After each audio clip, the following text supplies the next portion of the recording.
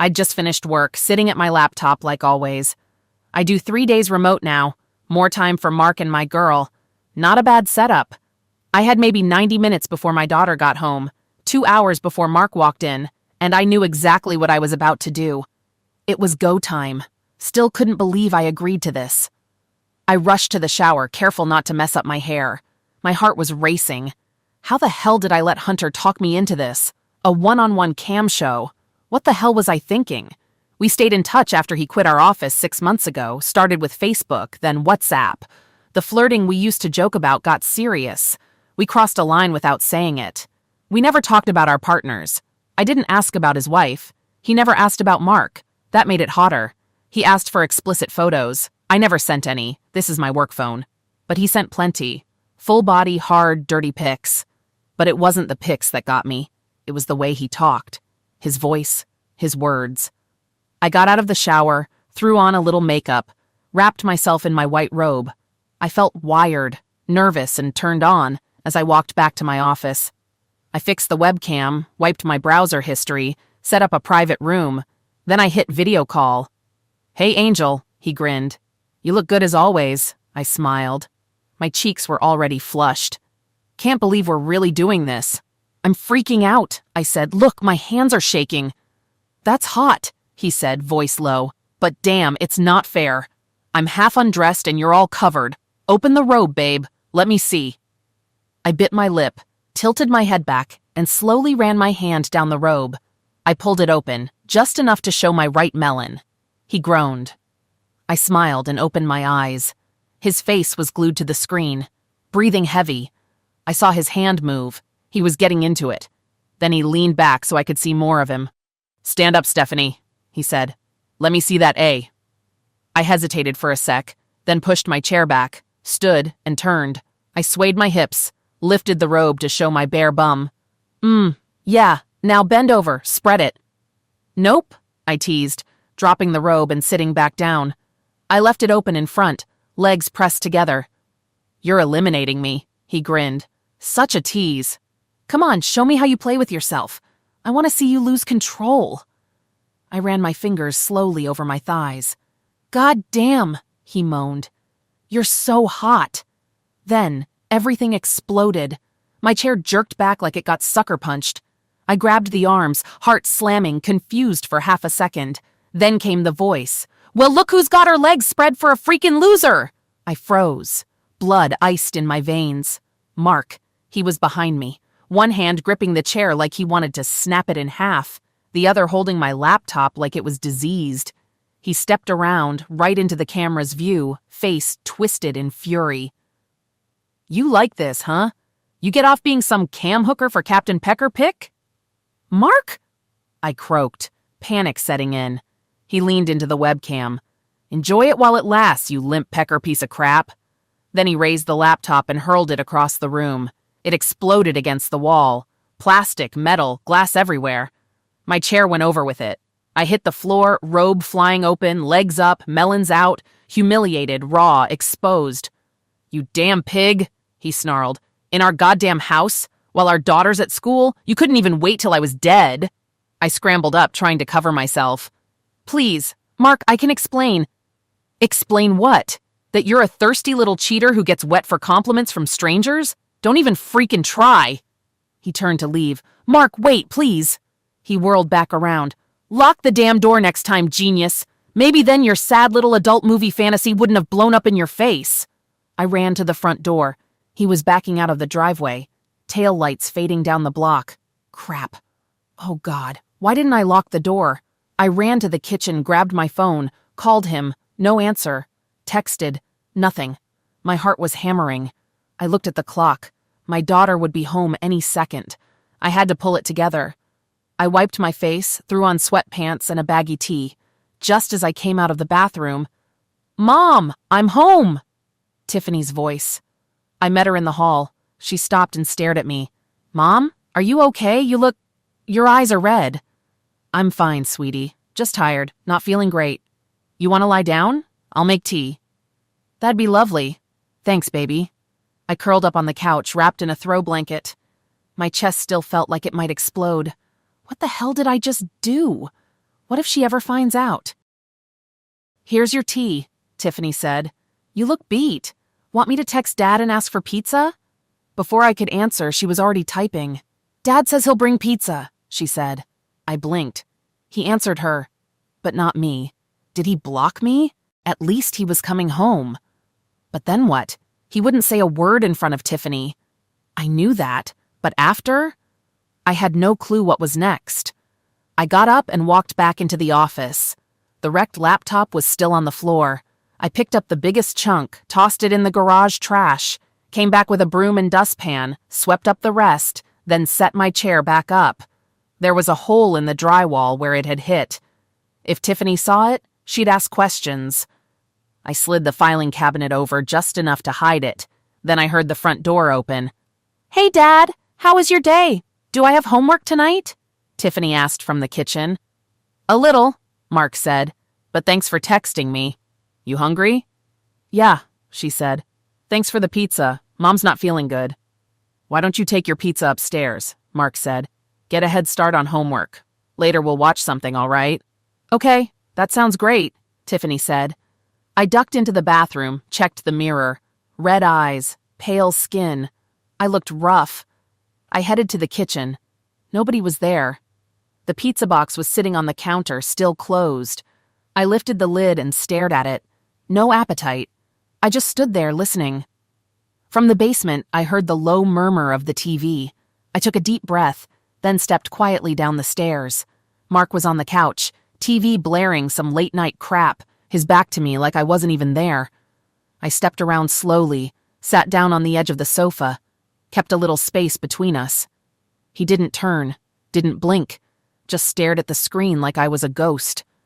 I wiped at my eyes. My voice came out broken. Mark, can we talk? He didn't say anything, just grabbed the remote, clicked the TV off, and turned to face me. Slow, deliberate. His face was tight, jaw clenched, eyes glossy, but not soft. No softness at all, just rage trying to hold itself together. Mark, I know you must feel— Don't! He cut in, voice like ice. Don't you dare start with that "I know how you feel" nonsense. I flinched. He didn't even raise his voice, but it hit harder than a scream. You don't know damn about how I feel, he said. His eyes locked on mine like he was looking through me. You think a couple of tears and a shaky voice is gonna fix this? You think you say a few sorries and I'm just what? Over it? His hand shot up, rubbed hard at his face, like he was trying to wipe me out of his vision. I trusted you, damn it, he hissed. I was a damn idiot. I didn't mean— Of course you didn't mean to, he snapped, louder now, bitter. That's the whole damn problem with you. You never mean to. You just do, and it's always someone else who has to clean up the mess. I froze. Tears ran, but I didn't wipe them. Didn't move. He leaned forward, elbows on knees, hands clasped, staring at the floor now. When he spoke again, his voice dropped low. Cold. Get out of my face. I'll talk when I feel like talking. Right now, I can't even stand the sound of your voice. I jumped up, trying not to cry too loud, and ran to the bedroom. Crawled into bed, curled up tight, and lost it. A minute later, Tiffany peeked through the door. Mom, you okay? Should I call Dad? She asked. No, baby, I said.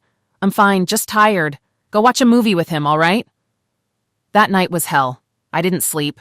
Just tossed and turned, staring at the ceiling. Mark never came up. I guess he stayed downstairs. In the morning, I tossed on a robe and walked the house slow, checking if he was still around. But he was gone. Coffee was fresh. Pizza box was in the fridge. I poured a cup, sat at the island, and grabbed my phone. Texted, Forgive me. I love you. Thanks for the coffee. Have a good day at work. Then a thought hit me. Did he even go to work? I didn't hear the shower. No sign of clean clothes. Who knows? I had to be in the office that day. Took a long, ugly shower. Cried again. After I called down, Tiff, come eat. While I waited, I checked my phone again. Nothing from Mark. And I knew one thing, Hunter was done. No calls, no texts, no nothing. I wanted him gone, like that laptop. Tiffany came down, already dressed.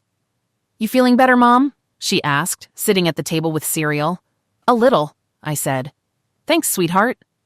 Did you and Dad like the movie? She asked. She lit up. Yeah, we watched Blade Runner 2049. It was so cool. You should have seen it. Then I went to bed and Dad stayed up watching sports. So he's already gone to work? Yeah, don't worry, I'll walk to school, she said. You sure you don't need a ride? Nah, and I'm taking cold pizza, so don't worry about lunch. She dug into the fridge. Not a real lunch, I said. I'm in a rush, and let's be honest, you're not up for arguing, she said with a wink. She wasn't wrong. Work was nuts, which was good. I needed the noise. But it didn't last. Around noon, my phone rang. I answered. Stephanie Stevens speaking. Hey, Steph, it's me, Hunter, he said. What happened? Are you okay? I couldn't reach you. I don't know your cell and you weren't online. I yanked the phone from my ear like it bit me. Then I put it back, voice low and sharp. Hunter, don't ever call me again. Don't text. Don't reach out, ever. I hung up, ran to the bathroom and cried again, hard. When I calmed down, I made more coffee, checked my phone, still no reply. Texted again. Please, Mark, I love you. Can we talk?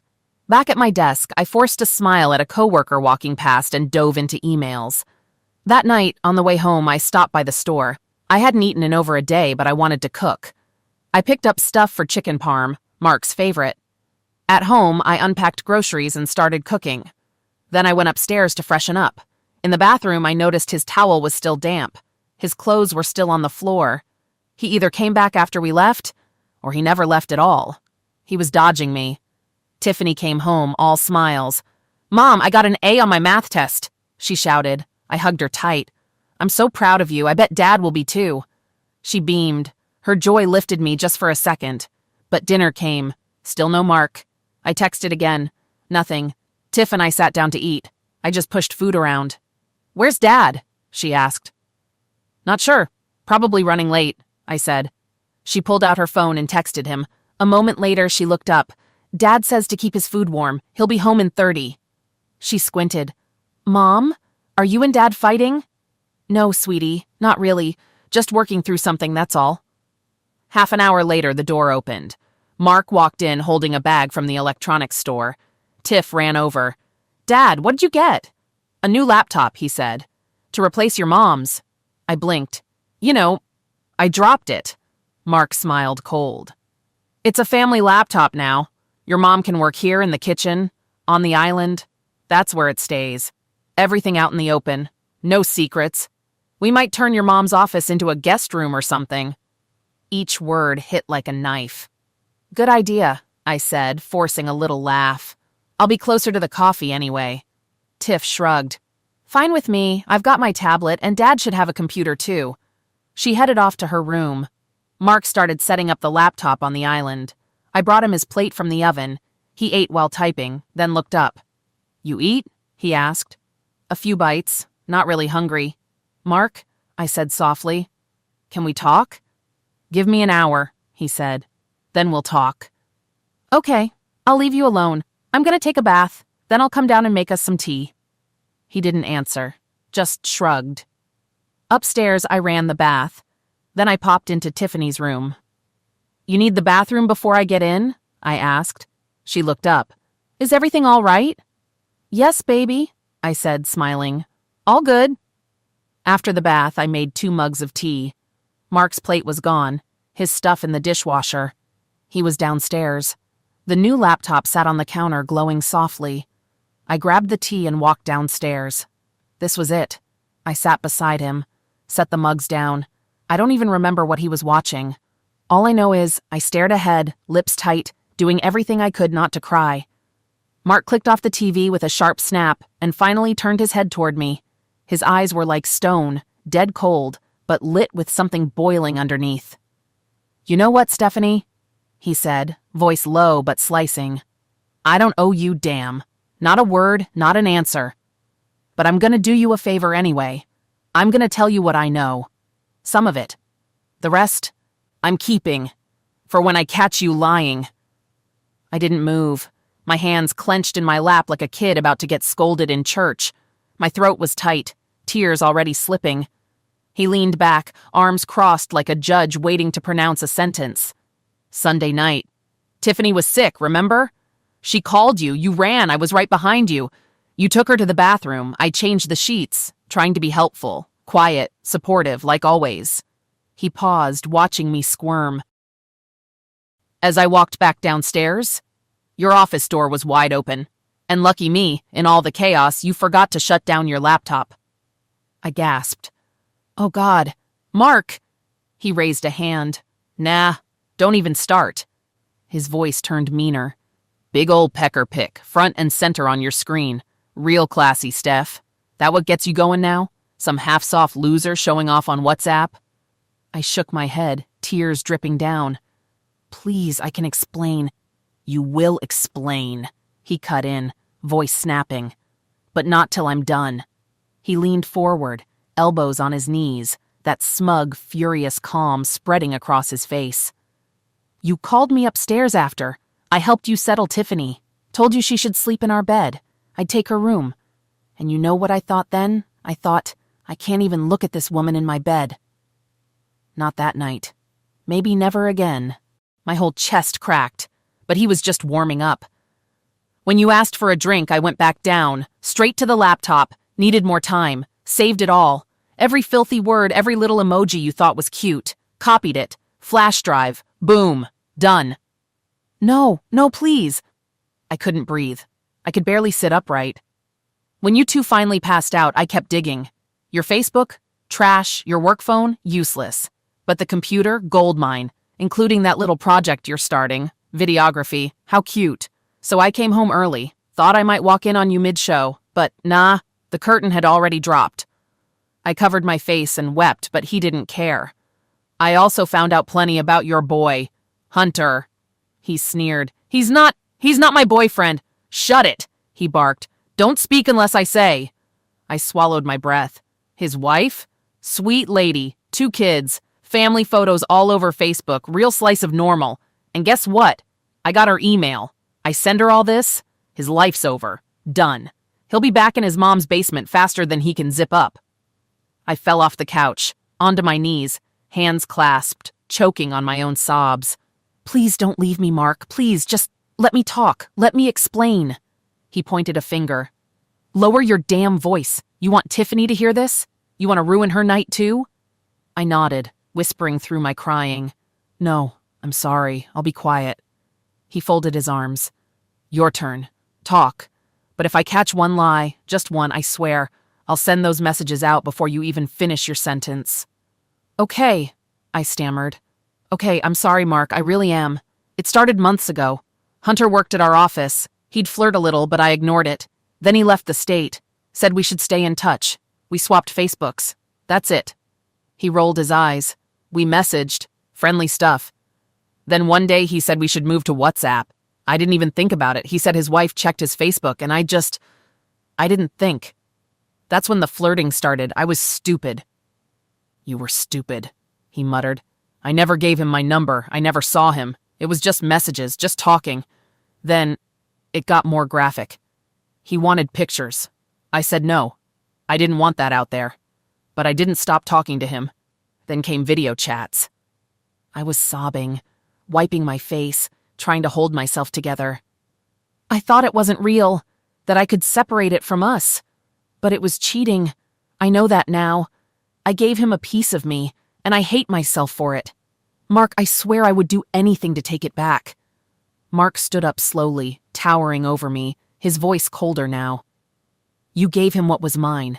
You let some clown handle himself while you paraded yourself on camera. You spit on everything we built. You want forgiveness? You want mercy? You're on your damn knees and you still don't get it. He stepped back. You made me feel like a goddamn fool. I stood there playing husband and dad while you were out here acting like a bored teenager. You humiliated me. You castrated me. Please, I whispered. Please, Mark. It's done. I'm done. His voice was final. I gasped. No, don't say that. Oh, I'm not walking out. Not yet, he said. But starting now, that laptop stays out here. You work at this table. Phone too. Right there. No passwords, no sneaky crap. Okay, I mumbled. And in the morning, we're heading to your office. You're unlocking that computer for me. We'll see what's still hiding in there before your little boss shows up. There's nothing, I promise. Yeah, Hunter called me. Called me at work like he's some grown A man. Wanted to clear the air. I told him to go screw himself. I blinked in shock. You, what? What did he say? He hung up after that, probably pissing himself now. I tried to reach for him. Mark, just don't do anything crazy, please. Don't do something that gets you in trouble. Tiffany needs you. He stared at me for a moment, then looked away. We'll talk more tomorrow. I'm sleeping in the damn basement. Right then, we both froze. Tiffany's voice called from upstairs. Mom, Dad, you watching TV down there? I jumped up, wiped my face, and switched off the lamp.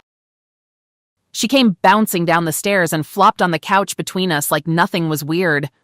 What are we watching? She asked. None of us answered. We just sat there in silence, staring at the screen. The movie ended. She fell asleep on me. I tried waking her. Nothing. She was either out cold or faking. Mark shut off the TV and walked over. He bent down, hugged her gently, and lifted her into his arms.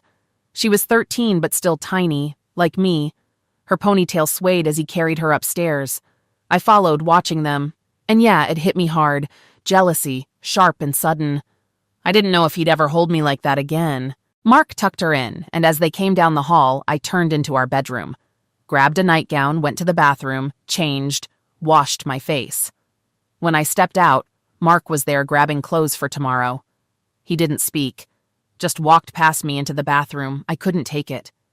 Mark, please don't do this, I said, my voice small. He stopped.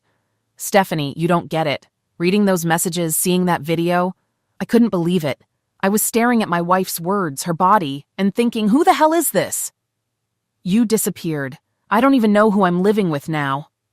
I stepped closer. It's me, Mark. I messed up. Bad, but I'm still here. I'm still your wife. I'm sorry. Please let me fix this. I was crying. Hard. Snot, red face, the whole mess. Mark didn't say another word. He grabbed his stuff and left the room. I fell into bed and cried until I passed out. The alarm dragged me out of a rough sleep. I knocked on Tiffany's door, told her to get ready, then went downstairs to check if Mark was still here. He wasn't. Coffee was already brewed. I poured a cup, made toast, poured cereal and juice, started packing her lunch. Tiffany shuffled in, rubbing her eyes. Morning, Mom. I smiled a little. Morning, baby. After a few bites, she looked up. Is Dad still mad at you? I think so, I said. But we're trying to work it out. She nodded. Don't worry. He's been mad at me before too, but he always forgives me. He loves us. That cracked me wide open. I broke down again. She stood up, hugged me tight, and then she started crying too. I'm just a mess this week, I sniffled. Look at us. Crybaby girls. She laughed a little. So did I. Later, after I dropped her at school, I called in and said I'd work from home.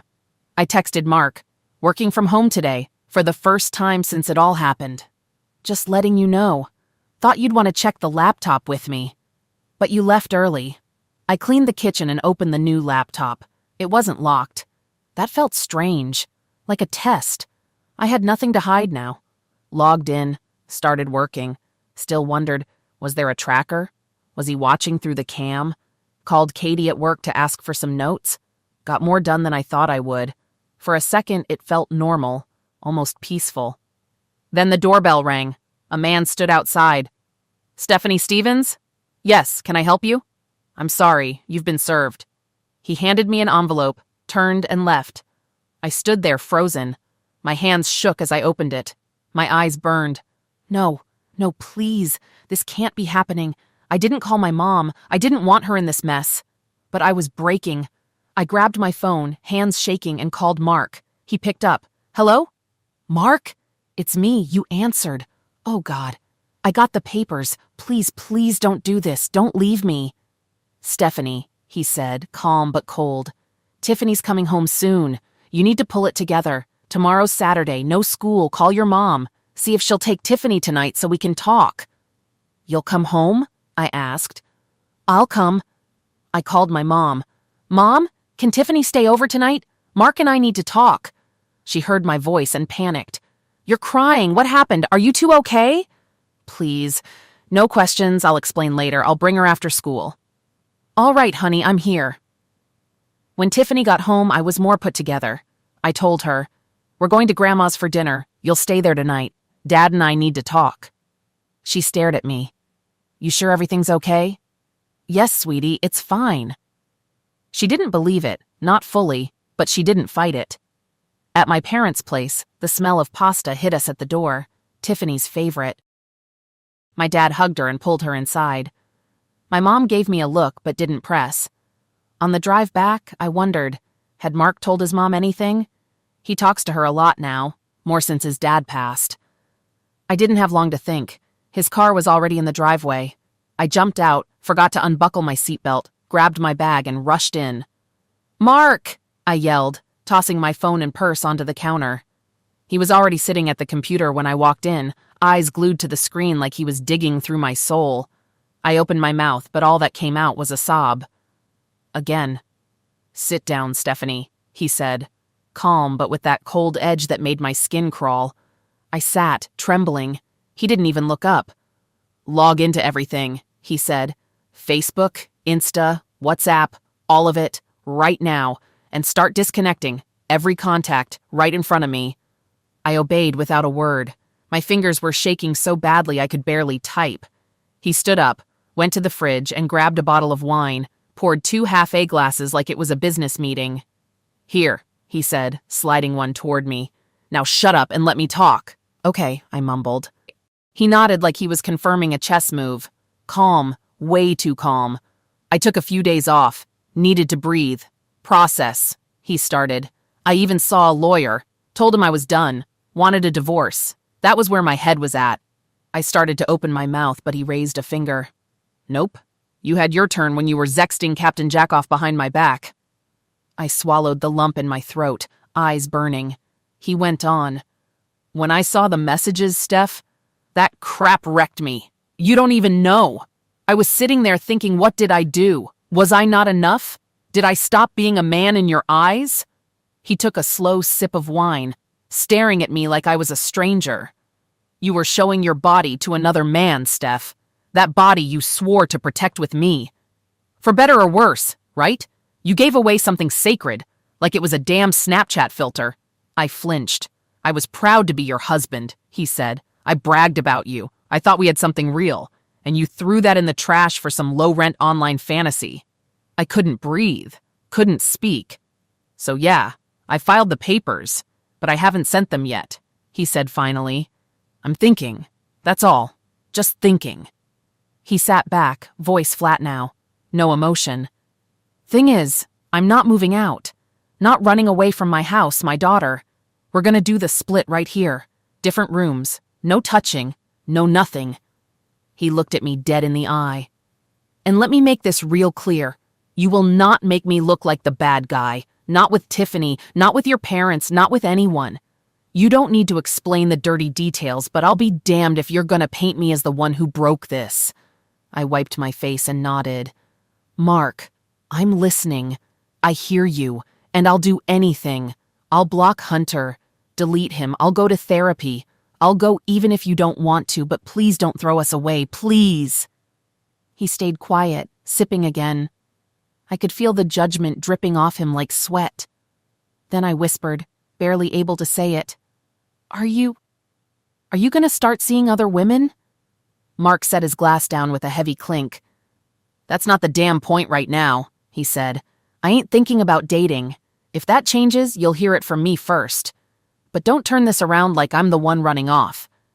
I nodded, biting my lip. "And yeah, you want to see a therapist? Go ahead. You probably need it more than I do. I'm still figuring out if I even want to fix this." He paused, leaned in slightly. "But hear me on this. You made me look like a freaking joke, and I don't play the fool twice, ever. You disrespect me again, even once, I'm gone." I broke down again. I know I messed up. I don't even know who that version of me was. I swear to God, I never meant to hurt you." "Save it," he cut in, shaking his head. "I sent a sample of your little chats to Hunter's wife. Just enough. She deserves to know what kind of man she's married to. That's on them now." My stomach dropped. "Oh my God." "Don't worry, I'm not blowing up his life, just giving her a heads up. No more messages, no more maybe just checking in." That dude is done. Am I crystal clear? Yes. Yes, Mark, I swear. He stood, walked a few steps toward the hallway, then turned back. We're talking to Tiffany on Saturday. Together. We tell her the truth. Well, some of it. Just enough so she knows Mom and Dad need space. But she's loved. Always. I nodded, wiping tears again.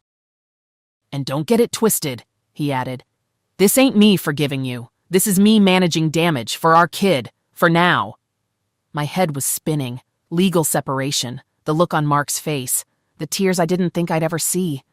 I kept thinking about Tiffany, how she'd take all this. And yeah, even Hunter's wife and kids crossed my mind.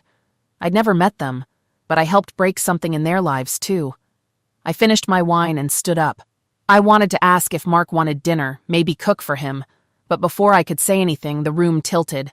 My vision blurred. Steph, are you okay? Mark asked, his voice sharp. Next thing I knew, I was on the couch. He was hovering over me. My eyes fluttered. I could hear him now. Yeah, I'm okay, I mumbled. He left for a second and came back. I tried to sit up. Don't. Just lie back, he said gently. He helped lower my head onto a pillow, tucked another under my feet, and placed a cold cloth on my forehead. You passed out, he said. I carried you here. Just rest. I think it was the wine, I whispered. No food, no sleep. You scared the hell out of me, he muttered. Hang on. He returned with a glass of juice. Here, sip this. I'll cook something once you feel better. I nodded, drank it slow, and gave him back the glass. Then I started crying again. After everything I did, you're still here, still helping me, I said, my voice shaking. I don't deserve that. Enough, he said. It's been a long day. Just rest. Later, I felt better and went to the kitchen. Mark gave me soup and a grilled cheese. I gave a small smile. He gave one back. We ate without talking. After dinner, I cleaned up while he went to watch TV. Then I showered, letting the water hit my face while I tried to make sense of it all. I needed help. We both did. I needed to know how I got here, how I hurt him like this. I dried off, pulled on pajamas, and headed downstairs. He was watching something, and I sat on the far end of the couch. We didn't speak, just sat. Then finally, "You feel better?" he asked. I nodded. Yeah, I do. Mark, I'm not asking for anything, but if you could just sleep in our bed tonight, not for anything physical, I don't want to be alone. Not tonight. He didn't say a word. When it got late, he stood up and looked at me. I'll sleep in the next room, door open. If you need me, I'll hear you. He walked upstairs. I followed, whispering, "Thank you." That night, I finally slept. Maybe from being wiped out, maybe just knowing he was close. The smell of bacon and coffee woke me. We ate in silence at the table, but it wasn't tense. Just quiet. "I'll do dishes," I said. "Start laundry after." "I'll fix the hole in the office wall," he said, "before we get Tiffany." I gathered laundry. His shirt from last night was on top. I picked it up, held it to my face, and breathed him in. It calmed me. Around 11, I said, "I'll call my mom, let her know we're picking up Tiffany." Mark nodded. "I'll call my mom too, like always." I wondered, would he tell her everything? We went to pick up Tiffany. My mom opened the door with a long look. I gave a fake smile. On the way back, Mark said, "We should talk to her. In the car, no more hiding." We had planned what to say. Mark did most of the talking. I held back tears, just nodded, dabbed my eyes now and then. He didn't say the word divorce. Tiffany didn't say much either. Once we pulled in, she jumped out of the car and ran inside. I followed, stopped at her door, knocked. "Tiff, can I come in?" No answer. I opened the door. She was face down on the bed, crying. I sat beside her and pulled her into my arms. I cried too. "What happened, Mom? Why's Dad so mad?" "I messed up, baby, big time. But I'm trying to fix it. Daddy loves you no matter what. I'll give you space, okay? Come out when you're ready." Close to dinner, I turned to Mark. "I'll go to the store. Maybe ask Tiff if she wants anything." He nodded. "Yeah, and maybe check what I'd want too." I sighed. "She's still upset with me." "I'll ask," he said. He went to her door and called, Tiff, Mom's going to the store. You want anything? Yes, Daddy, but I want us all to go. She stepped out. Her face looked better. Oh, all right, I said, surprised. So the three of us went. In the store, she bounced between us, chatting, asking about food, dinner, random stuff. Mark stayed kind with her, but cold with me. Polite, but flat. It hurt. And it showed, on her face too. That night, Mark went back to the basement. Next morning, he was gone again before we woke up. Just like before. On days like that, when I had to go into the office, I usually liked getting there early, before the team showed up. But when I pulled into the lot, Mark's car was already there. He was inside, waiting. I stepped out of mine. So did he. You think I forgot? He said, cold. I'm here to check your computer. His voice hit like ice. I started shaking. Not because I had something to hide, but because of the way he looked at me. We walked in together. I sat down at my desk. He stood behind me as I typed my password, saying it out loud. There you go, Mark. I haven't erased anything. My history's all there. I glanced up. He wasn't looking at the screen. He was staring at me. His face was off. Embarrassed? Ashamed? I couldn't tell, but I wouldn't blame him. Then he just turned and walked out. I sat there and cried, quiet, until Katie came in. She saw my face and froze. Steph? What happened? I'm not one to bring drama to work, but Katie's solid, a real friend. Mark and I are going through it, I said, wiping my eyes. It's bad. She didn't pry, just stayed. We had tea in the cafeteria and got through the day together. At lunch, I called my mom.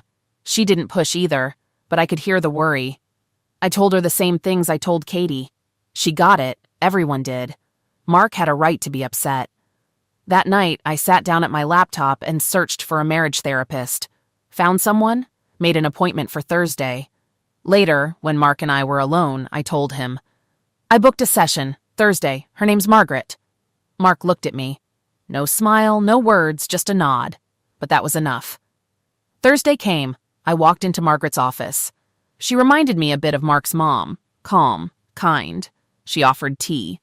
We sat at a round table. She asked how we met, how we were back then, how we raised Tiffany, how we dealt with stress. Then we got to the hard stuff. I told her everything. The flirting with Hunter, the chats, the collapse of my marriage, the separation papers.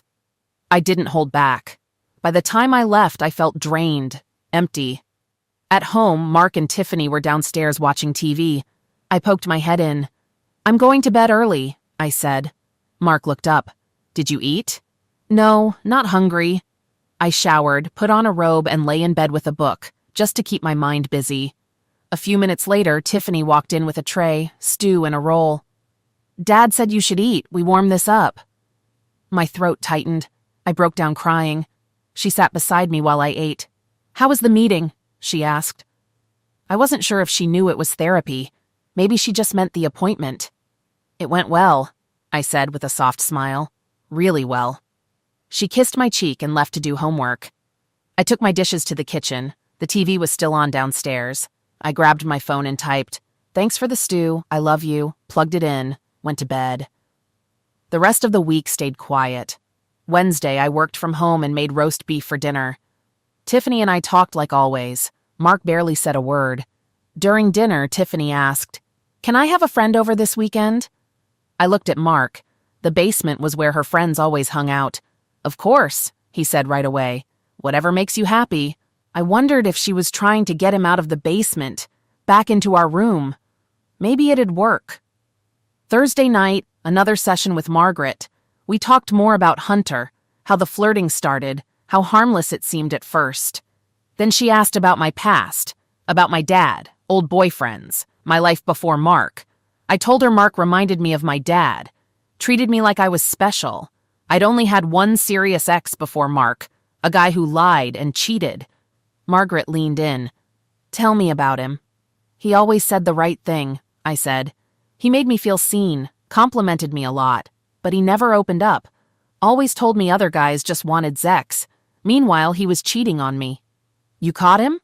"Yeah, and ended it right away." Margaret paused. "Does Hunter remind you of him?" I blinked, then nodded. Yeah, he does." Then she switched gears. What was it like growing up with your dad treating you like a princess? I hesitated. It was a lot. I felt like I had to be perfect, all the time. And with Mark? I swallowed. Same thing. I kept thinking, what if one day he looks at me and doesn't like what he sees? I wiped my eyes. And now here I am, I said quietly. Mark saw it, and he didn't like it. My dad would feel the same. I started crying.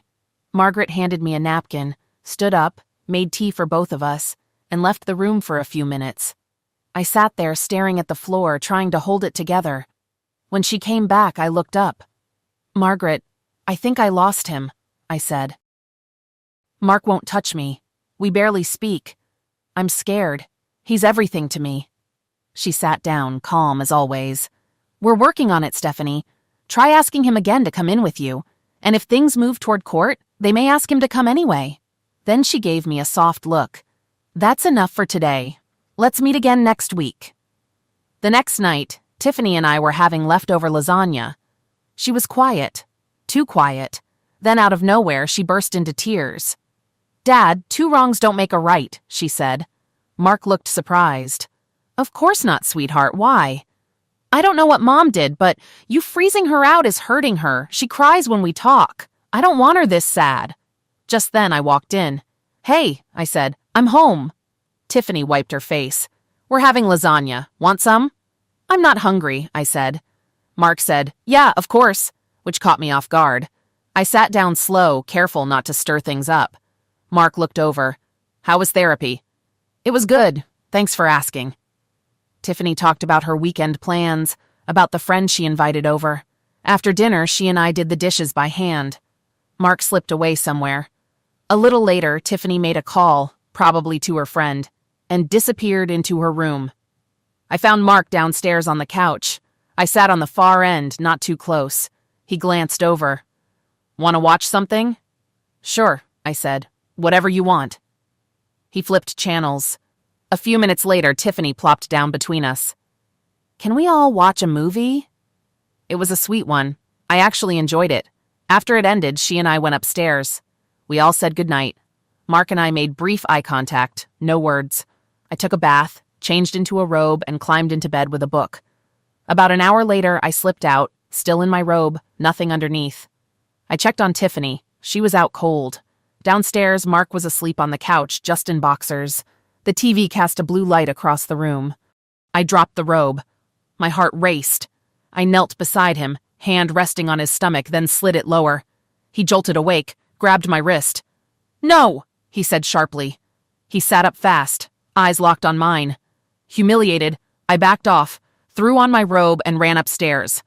I locked the bathroom door and slid down to the floor, sobbing. "Steph, please open the door." "Go away," I whispered. I waited. It got quiet. I opened the door slowly. He was sitting on the edge of the bed. I walked toward him, hiding my face. "I'm so ashamed," I said, crying again. "You think I'm disgusting. You don't even want me." He touched my shoulder and gently pulled my hands from my face. "I'm not ready yet," he said softly. "I need time. I don't want to mess with your head or do something I'll regret." He paused. "I'm going to my mom's this weekend. Need a break. I'll clear the basement so Tiffany can have her sleepover." I covered my eyes again and sobbed. "Don't cry," he said. "I'll go to therapy with you. Call the lady. Set it up." "Thank you," I said. Can I just get a hug?" We both stood. He hugged me, quick but real, then stepped back. "We'll talk more soon," he said, then left the room. I got in bed and eventually passed out. Next morning, I was making breakfast when I heard him moving around in the bedroom. The doorbell rang. Tiffany ran out. "I'll get it," I heard laughing. She came into the kitchen with her friend, McGann. "Hey, sweetie," I said. "Want some breakfast?" She nodded. They dropped their bags in the basement and came back. Mark walked in not long after. He gave me a stiff smile and sat down. If not for the girls' nonstop chatter, the silence between us would have been brutal. After breakfast, the girls ran off to play. Mark stayed back and helped me wash dishes. "I'll be back Sunday night," he said. "If anything comes up, call my mom." He went downstairs to say bye to the girls. I waited by the door. When he came back up with his suitcase, He paused and looked at me. "All right," he said. "See you Sunday." Then he left. Later, I ordered pizza for the girls and we watched a chick flick. For a little while, I forgot everything. The next day, we went shopping, grabbed cookie supplies, and spent the evening playing games. That night, I texted Margaret. "Mark's coming to the next session." She didn't reply right away. But it was all I could think about. Because if therapy didn't work, I was going to lose him for good. And Tiffany? She was already caught in the middle. All because of me. How could I have been so selfish? I kept wondering, did Mark tell his mom everything? Did he tell her how badly I messed this up? Sunday morning, Margaret finally texted back. She was looking forward to seeing both of us on Monday. My stomach tightened. I picked up the phone and called Mark's mom. "Hi, Catherine, it's Stephanie. Is Mark around?" "Hi, sweetie," she said warmly. "Good to hear your voice. Hold on, I'll get him." She didn't know. He hadn't told her a thing. Mark got on the phone. "Hey," he said. "Sorry to bug you," I said. "Just wondering, will you be home for dinner and... we still good for therapy tomorrow?" He paused. "Yeah, I'll be there. We'll talk then." "Okay, see you later." Later that day, Megan's dad picked her up and it was just me and Tiffany. "You have fun?" I asked. She smiled. "Yeah." Then she looked at me and said, "Do you miss Dad?" "Of course," I said. "I miss him all the time. I love him so much." She hugged me tight. "Want to go for a walk?" I said. "Then you can help me cook something nice for him." We walked, talked a little, and came home to cook. We made roast with potatoes and carrots. Just as we pulled it from the oven, Mark walked in. Tiffany ran to him. "We cooked dinner together."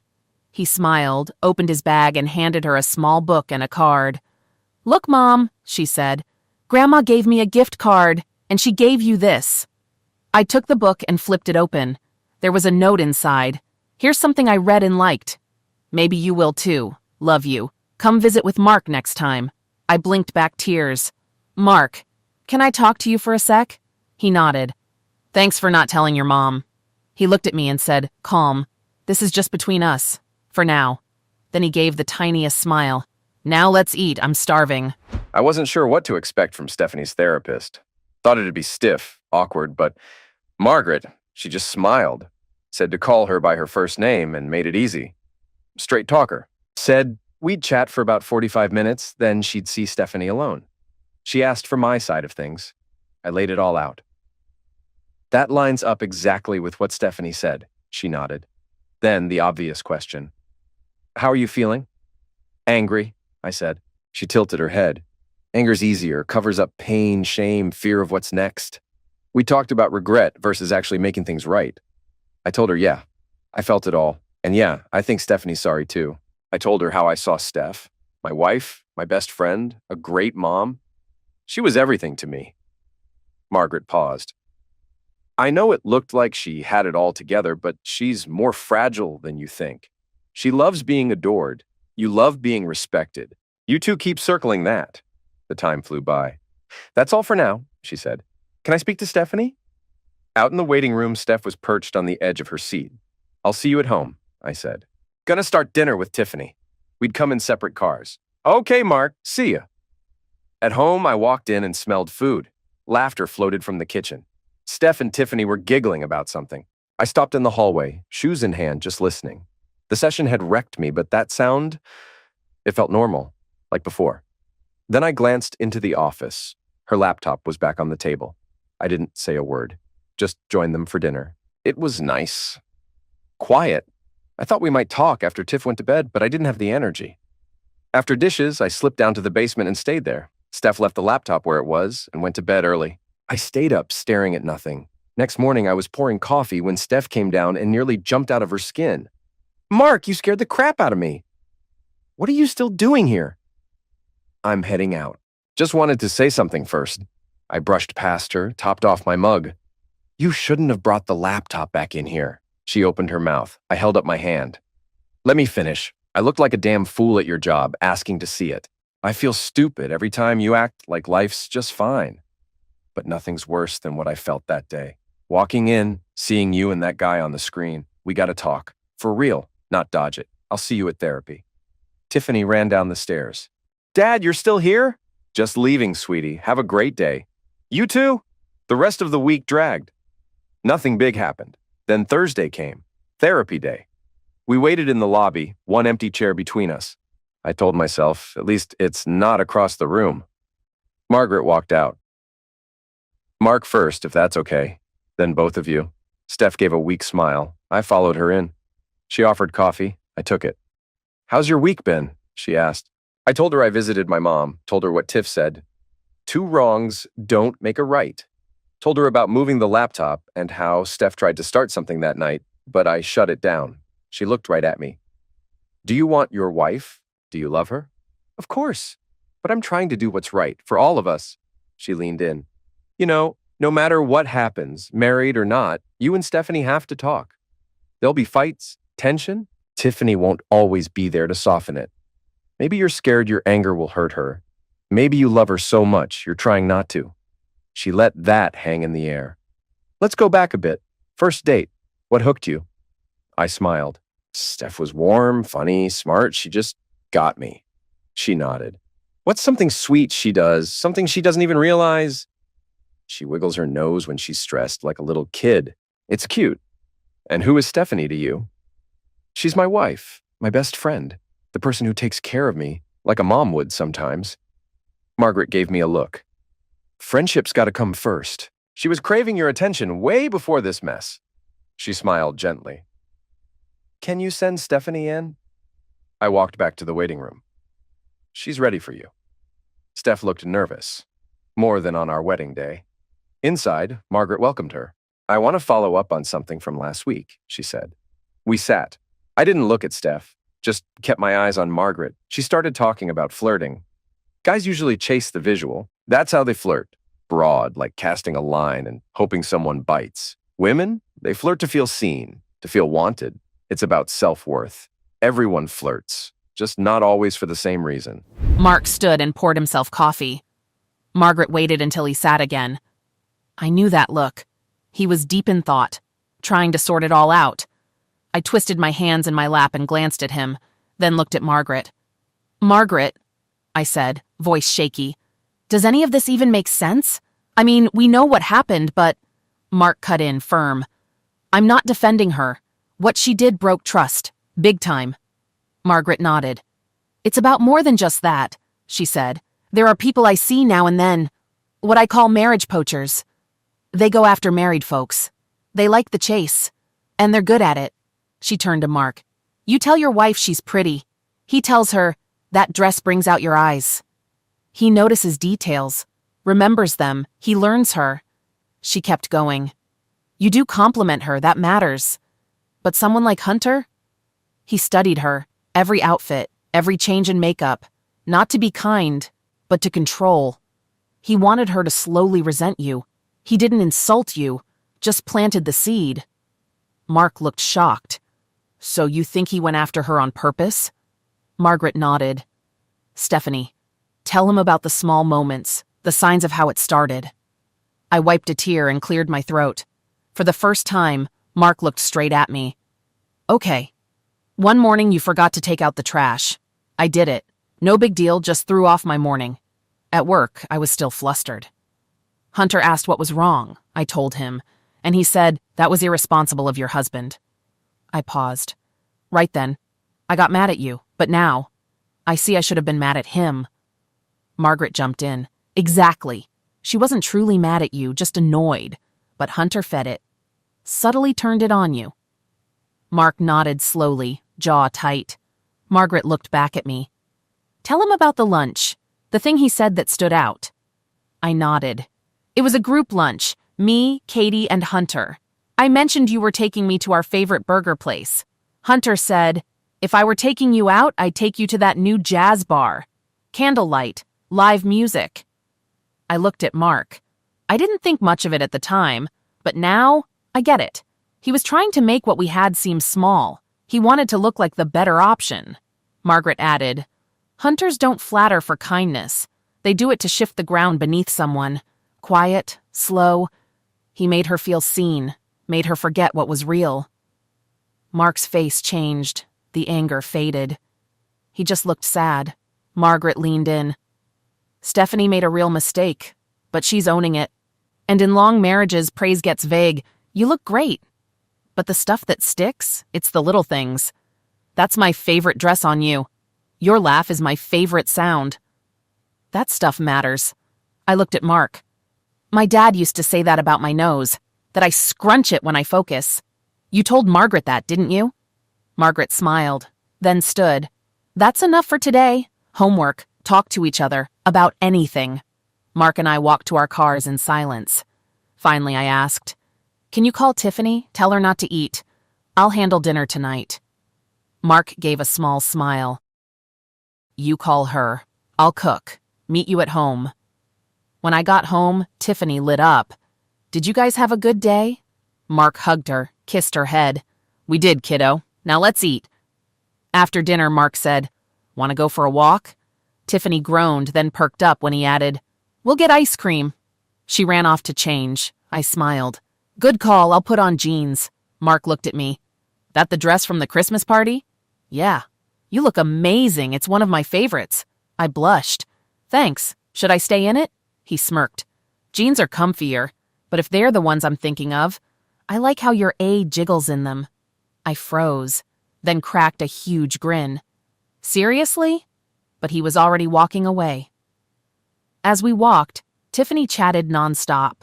When the sidewalk narrowed, I took her hand, swayed my hips a little more. At the shop, we sat together like a real family. It felt new, like a first date. Tiffany licked her cone. I said, "We should call Grandma later, thank her for the gifts."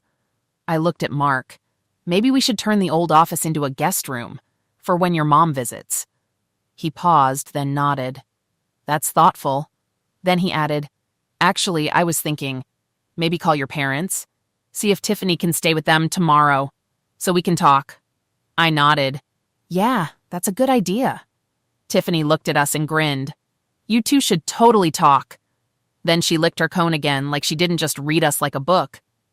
Back home, Tiffany called her grandma to say thanks for the gifts. I did too. I didn't mention the guest room. We agreed Mark should bring that up himself if he ever wanted to.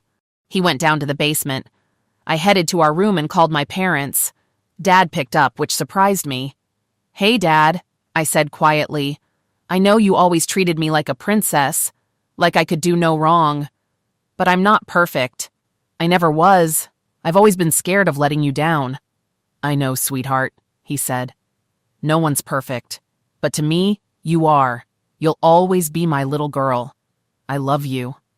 I love you too, Dad. He passed the phone to Mom. We talked about her picking up Tiffany from school the next day. She said yes right away. Later, I found Mark upstairs. I'm gonna shower, I said. You can join me if you want. I showered alone. Still, I felt hopeful. I dried off, slipped into underwear, and waited for him. He never came. The next day at work, Katie and I had our first real talk in months. Turns out we had more in common than I thought. Same books, same sense of humor. She told me about her wedding plans. I asked if she wanted to come over sometime for coffee. She smiled and said yes. Maybe next week. For a second I felt light, like things might be okay. That didn't last. Later, Mark messaged me. He'd be late. He had to stop by the lawyer's office. My chest sank. I tried not to panic, but it was hard. By 1 p.m., I told Katie I was heading home early. I picked up a good bottle of red wine on the way. When I got home, I cooked like it was a special night. Roast, garlic potatoes, vegetables. I didn't eat. I felt sick from stress. While the food cooked, I changed into a tight black dress, stockings, heels. I even wore the necklace Mark gave me when we first started dating. If this was it, I was going to fight for him. When he walked in, I was shaking. Hey, he said softly. Sorry I'm late. We stood there, awkward. I wanted to hug him, kiss him, but I held back. I'm glad you're home, I said. I got some wine. Want to pour us a glass while I check the food? Sure, he said. Steph, you look amazing. That necklace, didn't I give you that? You did, I smiled. Thanks for remembering. We sat down to eat. I told him the wine was good. He agreed, said the food was great. The air between us was thick. Then he smiled a little. What? I asked. Your nose twitches when you're nervous, he said. Still cute. I laughed and touched my nose. I didn't even notice. Steph, he said gently, leave the dishes. Refill our glasses. Come sit with me. I followed him into the living room. We sat on the couch facing each other. I know I've been cold, he said, but you hurt me. A lot. I couldn't stop thinking about this house. What it means to feel home, good or bad. I know I broke us, I said, and I hate myself for it. But maybe we can still build something new. I still love you. I always will. He took a deep breath. Home is you and Tiffany. That's what matters. There's still so much I love about you. Too much to throw away. He looked right at me. I went to the lawyer today, he said. Signed the form to cancel the separation. I stared. Wait, what? He leaned forward. Come here. I stood slowly. My legs felt weak. I stepped between his knees, heart pounding. Mark, did you just say you called it off? I whispered. We're not done, he said. We still have work. We still need Margaret. But yeah, we'll get through this. Together.